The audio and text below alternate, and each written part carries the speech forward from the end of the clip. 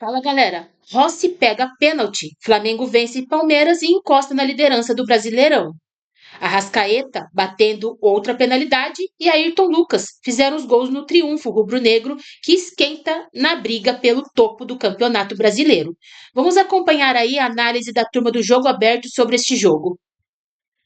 Porque as polêmicas foram muitas na rodada do Campeonato Brasileiro da Série A, começando com Palmeiras e Flamengo. Era para muitos o jogo da rodada, porque envolvia duas equipes candidatas ao título. E a gente já vai mostrar, então, o pênalti que foi marcado pró Palmeiras. Levou 6 minutos com análise no VAR, vídeo, aquela coisa toda. Em campo, o Ramon Abate Abel, ele deu essa penalidade, essa mão aí na bola do Varela. E aí depois o VAR chama para ver se foi dentro ou fora da área, era a dúvida. E aí ele acabou confirmando a penalidade. Ulisses, para você, eu vi várias e várias imagens, eu não concluí, então eu tenho que ficar com o que o árbitro deu em campo. Essa é a minha opinião, por não ter uma imagem que seja precisa. Eu também fiquei, eu estava transmitindo o jogo no Allianz ontem e eu também fiquei numa dúvida danada, porque ele salta e cai para fora da área. Agora a questão é, o momento que a bola bate no braço, ele estava aonde? Dentro ou fora da área? Eu não consegui ver.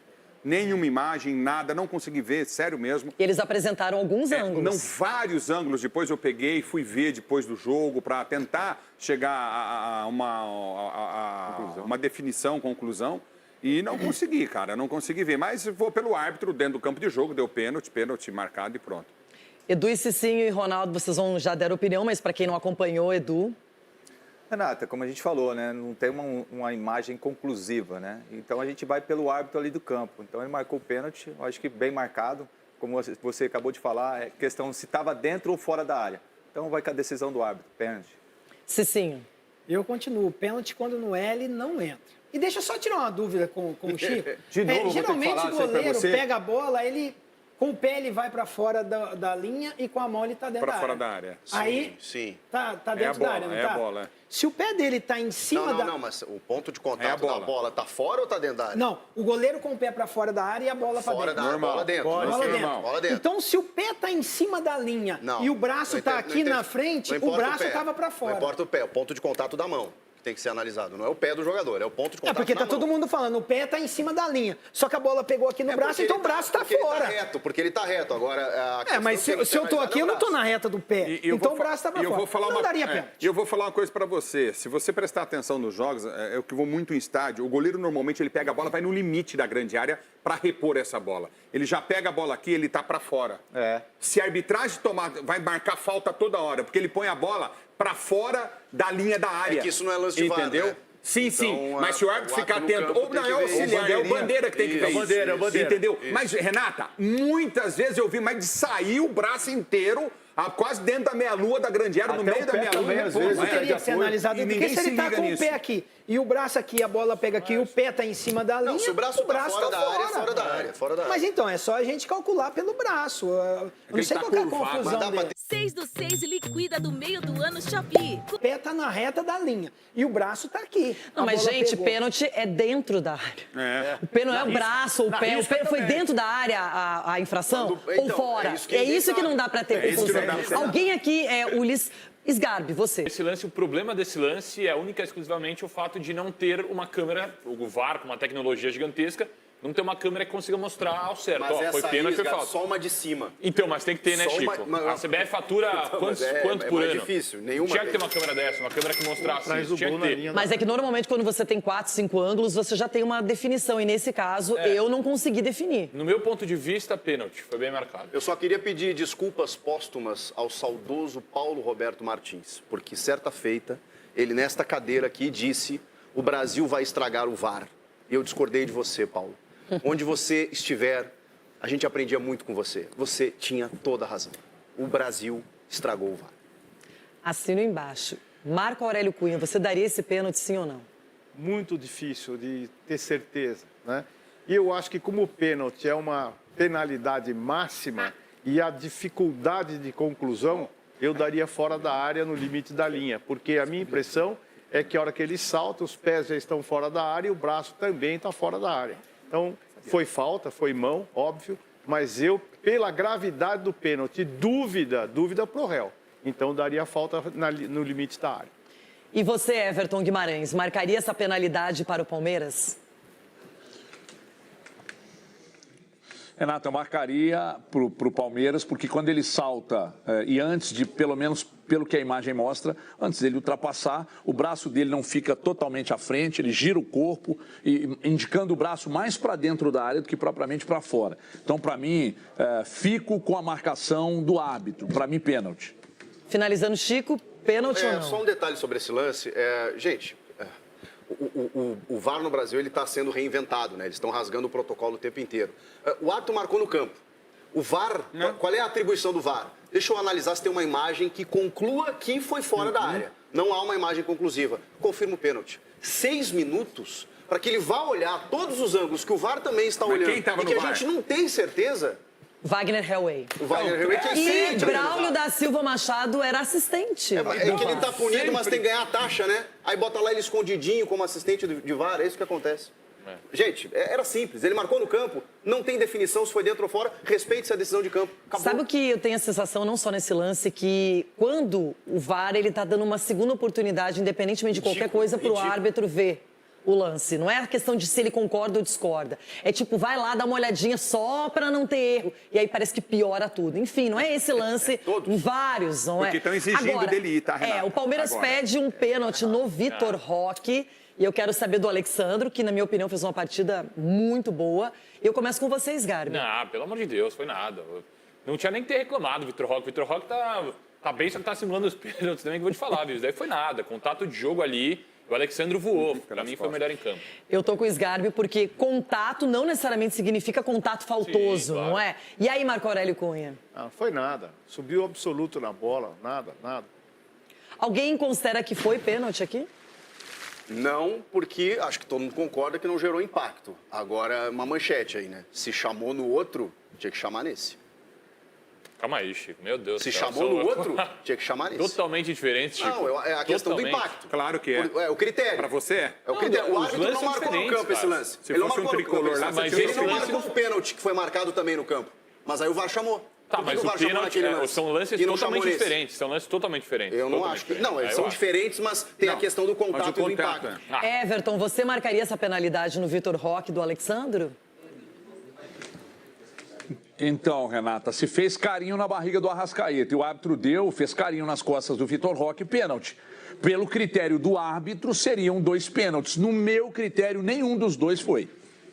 Chico, aí que tá, se eu tivesse que comparar nesse jogo especificamente lance, seria o do pênalti do Arrascaeta e não o primeiro da mão do Varela. Não, exatamente. Porque, exatamente. na verdade, é aquela questão de interpretação e de critério, eu concordo. Agora a gente vai, inclusive, mostrar o lance que definiu o primeiro gol do Flamengo, penalidade marcada. Aliás, pênalti marcado não significa gol, né? Vocês já entenderam, né, o que eu quero dizer.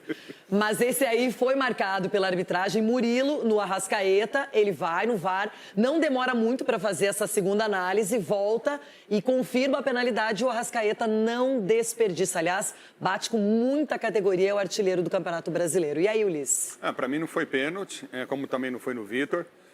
O Murilo tem a intenção de segurar, sim, mas ele deixa a mão e ele desliza no braço.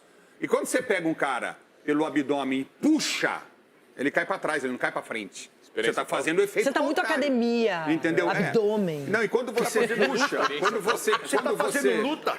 Quando você não te deu satisfação da minha vida particular, quando você puxa o cara cai para trás, ele não cai para frente. E o Arrascaeta dobra totalmente, ele vai, já chega dobrando, salta. Você tá falando que não colocou força. O braço do Murilo dá a coxa do Arrascaeta. Na coxa não a foi no força dele abdômen. é diferente do outro. Foi no abdômen e o cara que toma o tranco nas costas, o empurrão. Então os dois seriam ali pênaltis. não tem tranco, ali simplesmente Como é que não tem? O cara foi empurrado? O cara impediu o Arrascaeta. Você daria o pênalti, Ulisses, é isso? Eu Você não daria o pênalti. Você, sim, daria. Edu? Lógico. O Murilo correu o risco, né? Quando você abre o braço ali, é difícil, a questão da força, né? Como eu vou no mesmo critério que eu falei na primeira parte do programa. É duvidoso, né? Mas eu marcaria. Você marcaria. Então, Edu e Cicinho marcariam a penalidade, Ulisses não. E aí, duro, mas Marco marcaria. Aurélio Cunha. Eu acho que a energia pro pênalti foi muito baixa. Mas a intenção de fazer o pênalti existiu. Portanto, pênalti. Eu aprendi com o senhor que quando o jogador ele se atira, ele escandaliza, ele se joga, ele valoriza, tem que marcar o pênalti, que o árbitro teve a atenção despertada. Se você fizer pouco teatro, pouco alarde, o pênalti não é marcado, não é? Pior que é verdade. Eu, no primeiro momento, eu não achei que fosse pênalti, mas também não acho um absurdo, não acho um pênalti, nossa, mal marcado, que horror, como é que pode? Esgarbo. O Murilo foi ingênuo, né, de fazer esse pênalti. Ele deixou uma brecha, né? O Murilo é um grande zagueiro, só que aí, na minha opinião, ele esquece totalmente a bola e vai só no Arrascaeta. Quando ele vê que já tá passando, ele vai só no Arrascaeta. E o Arrascaeta, eu não acredito em simulação nesse lance, porque agora na câmera lenta parece que, nossa, foi só um deslize, só que o Arrascaeta poderia muito bem fazer o gol. Como ele já fez vários gols nessa posição. Mas o Everton e o Giai estavam chegando muito. Porque ele dá um tapa na bola e a bola adianta demais. O Murilo, na minha opinião, correu risco e esse braço impede o Arrascaeta de passar pênalti. Ronaldão, e aí? Não era. Uma coisa boa, né? Bora falar da marca. Francisco Garcia, vamos voltar na penalidade marcada para o Flamengo. Murilo no Arrascaeta. O Arrasca ele mesmo cobrou magnificamente, fez o gol.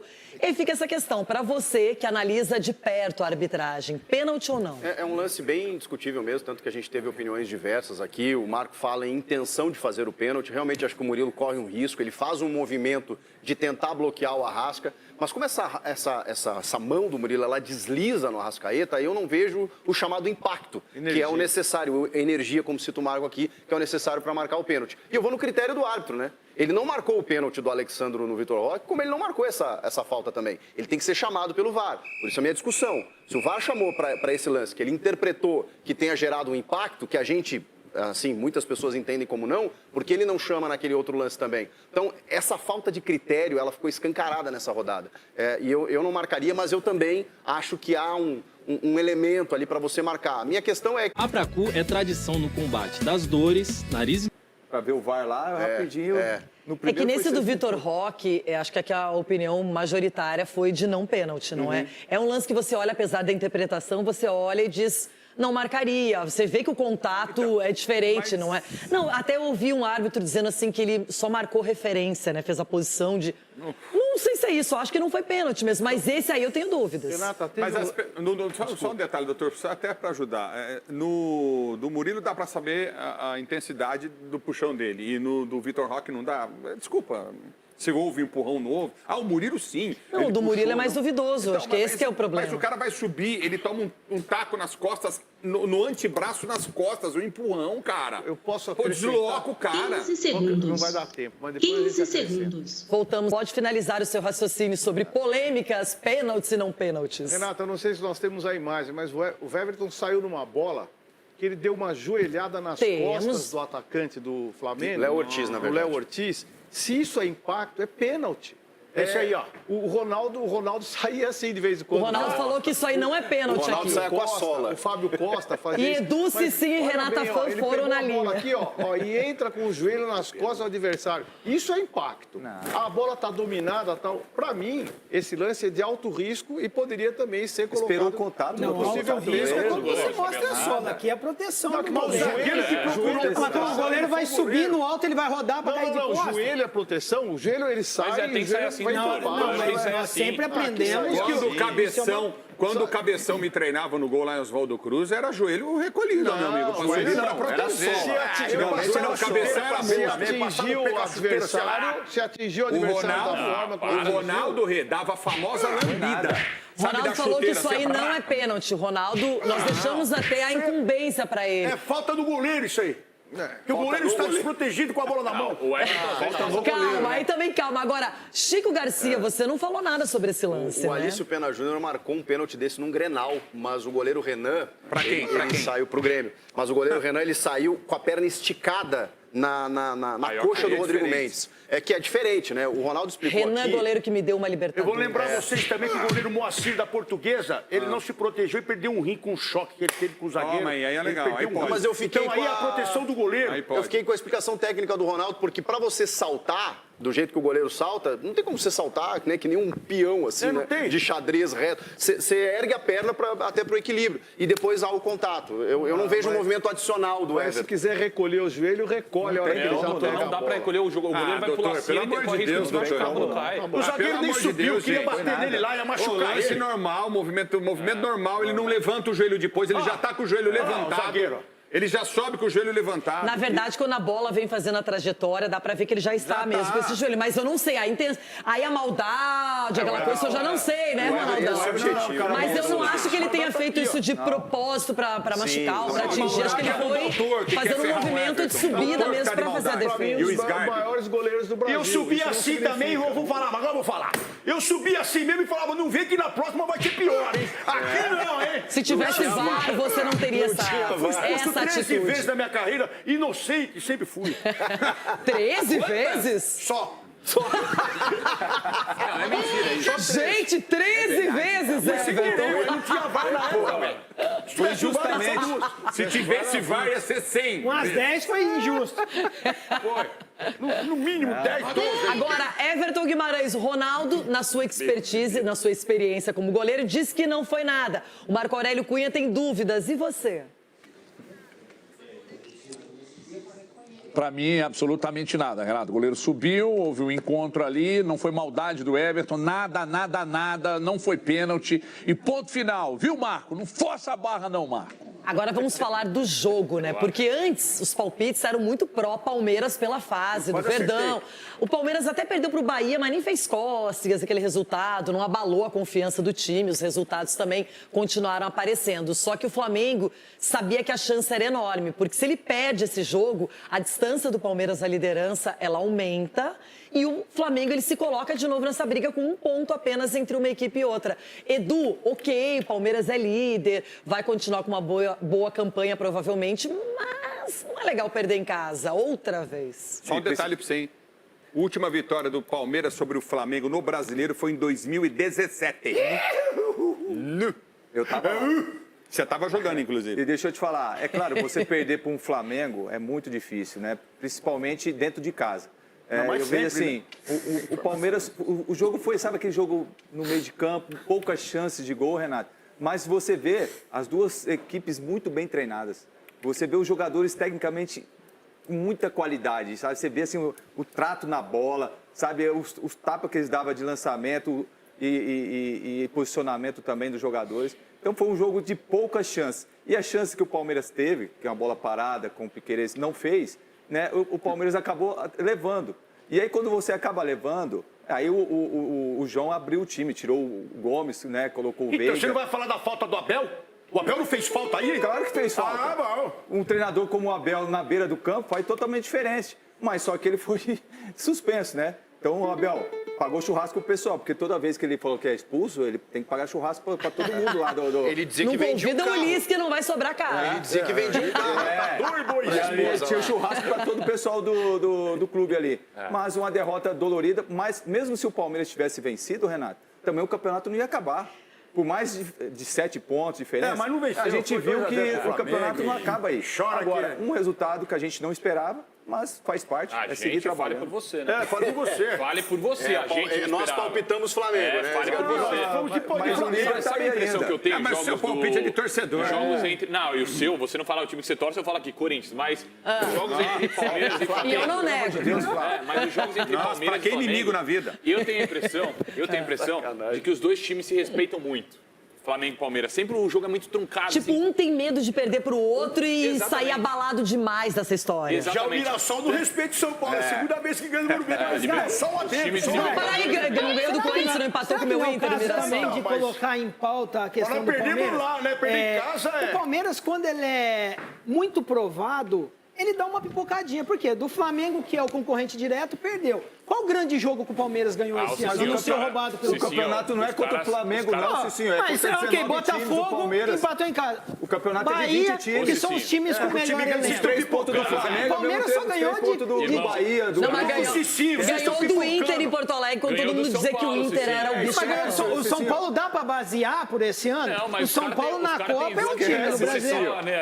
O Palmeiras, ele tá com uma leve impressão que vai nadar e morrer na praia. Mas tem um detalhe. eu tô muito curiosa pra ver Cruzeiro e Palmeiras na próxima rodada da Série A, porque eu acho que um tá em terceiro lugar, o outro é o primeiro colocado, vai ser jogo daqueles. O Cruzeiro lá em Minas ganhou do Flamengo, só pra lembrar. Claro, vai ser um bom teste. Vai ser outro teste. Por isso que eu vim de azul hoje, em homenagem ao Cruzeiro. Nossa. Porque existe um grande time na cidade. Chiquito, o Ronaldo tá mandando isso aqui pra você. O Flamengo venceu o Palmeiras por 2-0 neste domingo no Allianz Parque e colou na briga pela liderança do Campeonato Brasileiro. Rossi pegou o pênalti de Piquerez no primeiro tempo. Arrascaeta converteu o seu em cobrança no segundo tempo e Ayrton Lucas fechou o placar. O resultado coloca a equipe de Felipe Luiz a 1 ponto do time de Abel Ferreira, ainda primeiro colocado após 10 rodadas. O Palmeiras para nos 22 pontos após 10 jogos e segue líder do Brasileirão, após 10 rodadas. O Flamengo, porém, encurtou a distância e vem logo atrás na segunda posição com 21 pontos. Os times voltam a campo na quarta-feira para encerrar a participação na fase de grupos da Conmebol Libertadores. O Palmeiras recebe o Sporting Cristal, do Peru, já com a melhor campanha geral garantida. E o Flamengo recepciona o Deportivo Táchira, da Venezuela, para garantir sua vaga nas oitavas. Os 2 jogos serão às 21h30. Pelo Brasileiro, o Verdão visitará o Cruzeiro no próximo domingo e o Rubro Negro joga contra o Fortaleza, também domingo, no Maracanã. Será a última partida dos 2 times antes da viagem para a Copa do Mundo de Clubes.